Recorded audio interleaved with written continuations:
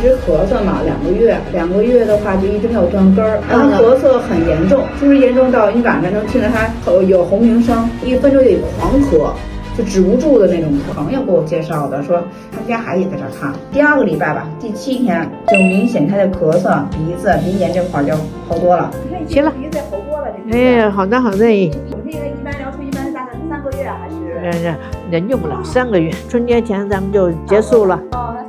挺好的，就是特别温和，就是让孩子吧一看吧，就是没有那种恐惧感，他也知道怎么哄孩子。关键是什么呀？医术我觉得还挺好的，不是说夸，就是至少说半个月吧，我觉得就见效了。